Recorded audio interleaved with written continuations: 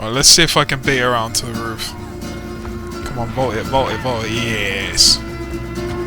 2000 IQ play incoming. Oh yeah.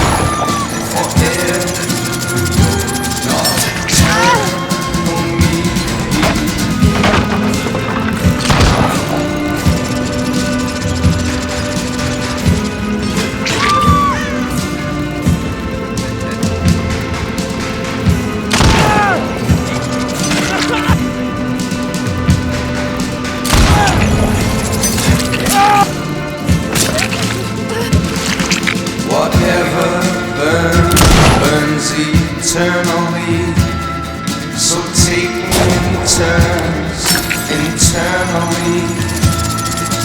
When I'm on fire, my body will be forever yours, nocturnal me.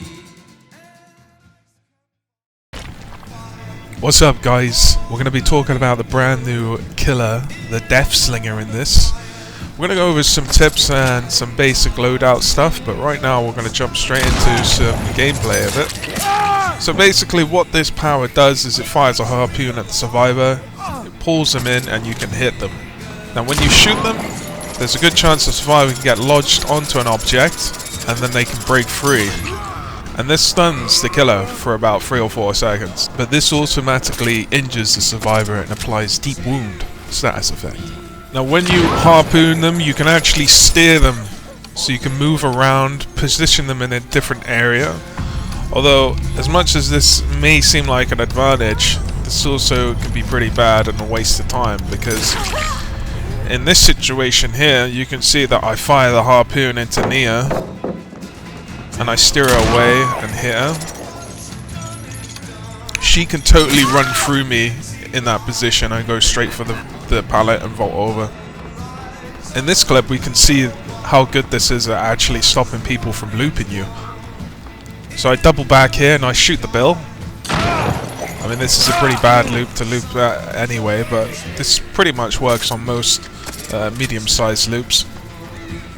Although you'll see in some situations where you just have to take the deep wound status effect once they break free.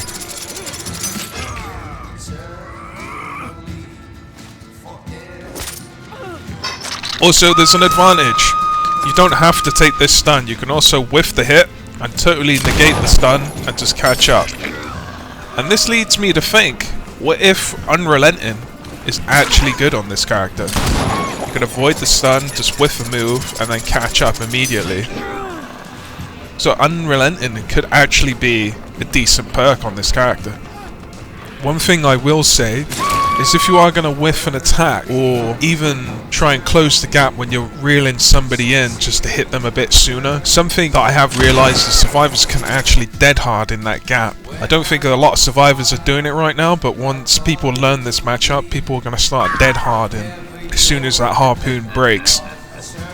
So perhaps in the future we might actually see people reeling survivors in a lot closer before they hit them. On a side note, I just want to say the best thing you can do as a survivor when you're playing against this killer is to try and body block for teammates, as this can actually stun the killer unless the killer actually stops reeling and then immediately whiffs an attack and tries to catch up. That's probably the best thing for the killer to do in this situation, but it's really effective at long range and the survivors should be able to get away. So the build I'm actually running is Hex Haunted Ground, Hex Retribution, Hex Ruin, and make your choice. Now, Hex Haunted Ground and Retribution basically allows me that when a Hex Totem is destroyed, I can see any survivor on the map for 10 seconds. That's what Retribution does. So if Ruin or Hex Haunted Ground goes down, I can immediately see everybody for 10 seconds. Now, make your choice is probably the single most strongest perk you can actually run on this character. So make your choice triggers here, and then I move back over. I can see the rescuer, because I know that the injured is not what I'm looking for. And there we go. Other people are still injured, and I totally take down the person with full health, causing more pressure. And then here again we can actually see the same thing. Make your choice triggers, and then I can instantly head back over. I look for a healthy survivor because it's most likely gonna be a healthy survivor that rescues the person on the hook, unless there's like a crazy amount of pressure on the map already where a lot of people are injured. And there we go, we can see the same thing.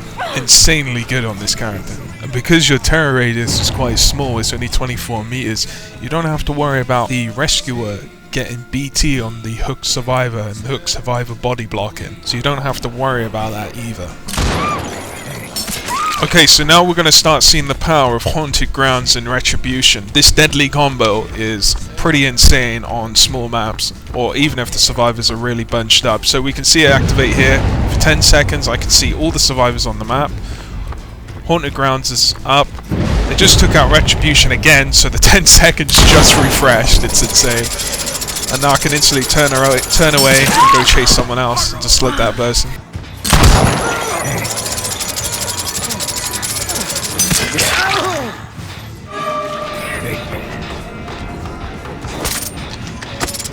So again here, Haunted Grounds goes up, and so does Retribution.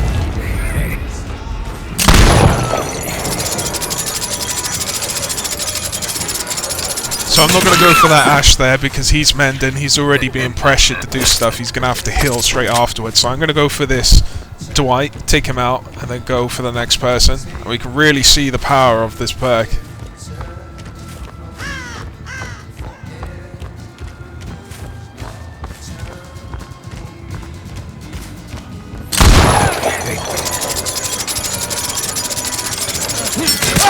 Alright, so that's it guys. That's the main loadout I've been using on him. I know that a lot of the big streamers are using Save the Best for Last on him. That's pretty good, but I feel like that's going to be kind of negated by Dead Hard once people start learning the matchup, where if you put Expose on someone, they can't Dead Hard because they're already fully healed, and you also get really good early game pressure, which is probably the most important thing in this meta right now, because gens do go pretty quickly.